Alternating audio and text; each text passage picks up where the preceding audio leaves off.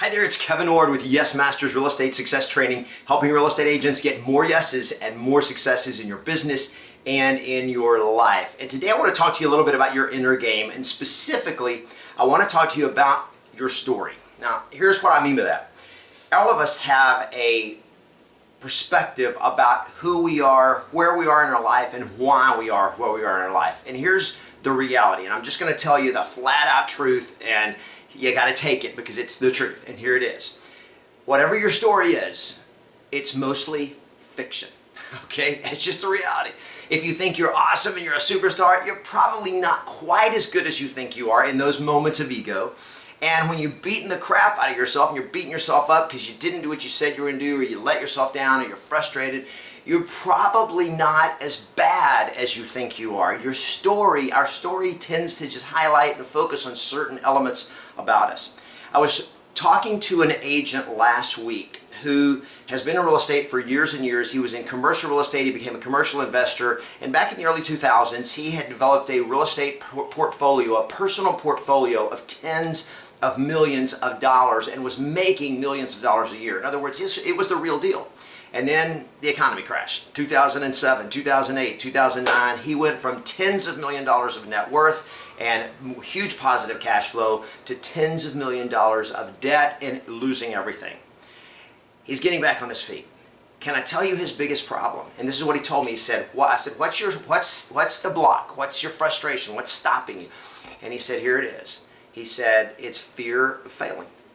Fear of failure. And as he said it, my immediate response is, are you kidding me?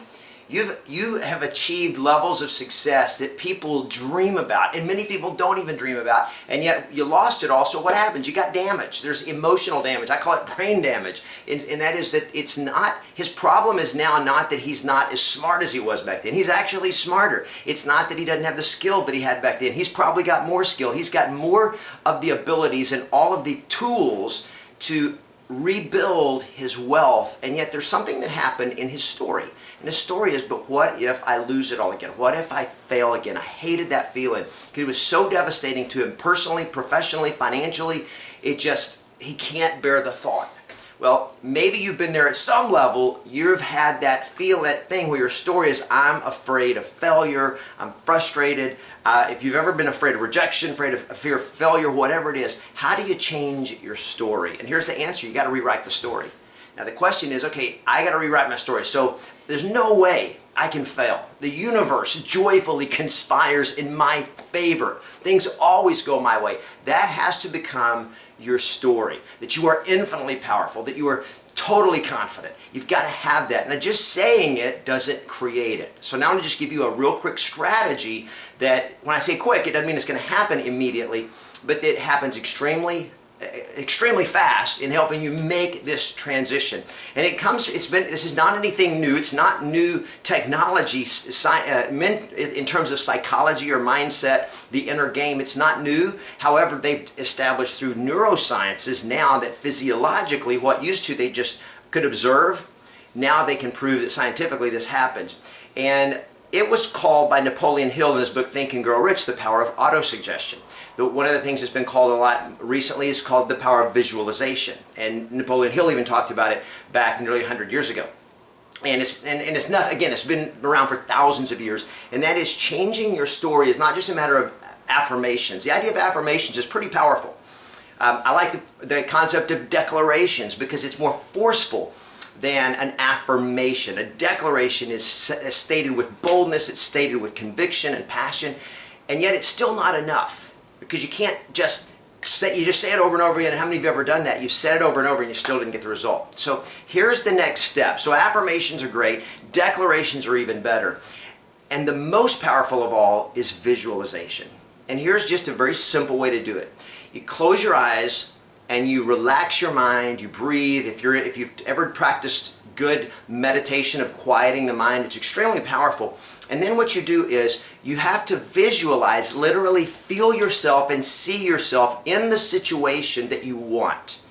Okay? Because if you ever woke up in the middle of the night and you had this cold sweat and there was just like, oh no, and it was like stress because of something going on in your life, or something you were afraid that was going to happen, or some fear you had, or some worry that you had. And here's what's happening. You're visualizing, and even in your sleep, your subconscious was visualizing, what if that happens? What if that goes wrong? And the power of visualization is so compelling that your whole physiology, everything in you, your physiology, your psychology, it all freaks out, or it all responds to it. Well, what you got to do is do controlled visualization and start visualizing what you want, not what you don't want. So let's say you have a future and you want this to happen. Okay, visualize yourself being in that situation, already there, as if you were already there, and literally feel the feelings you would be feeling. Think the things you thought you would think. What would you be seeing? What would you be hearing? What are the smells that you smell? What are you saying to yourself? And literally put yourself in that state and in that place. That may take a little bit of effort for some of you, but the reality is every single one of us already do this.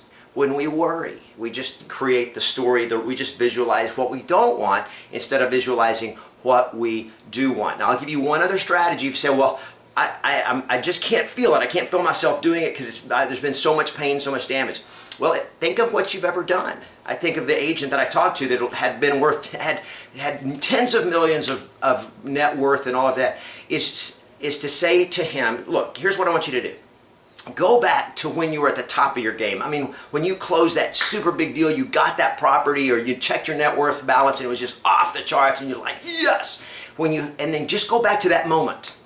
And just close your eyes and go back to that moment and be in that moment and think about the thoughts that you were thinking. Think about the feelings that you felt, the sounds that you heard, what you were saying to yourself at that moment, what was going on around you, and feel that feeling all over again. And with that exercise, it is one of the fastest ways to shortcut the transition from changing the story of what you don't want to changing the story to what you do want. And every single day when you get into that funk, you'll learn you can do that pretty quickly, but if you'll make it a daily practice, and it takes 5-10 minutes, literally you can start doing that. It's just visualizing yourself in the state, in the situation, already there where you want to be, and it will shoot you hugely here to get there, because before you'll ever achieve it in the outer world, you've got to achieve it in the inner world.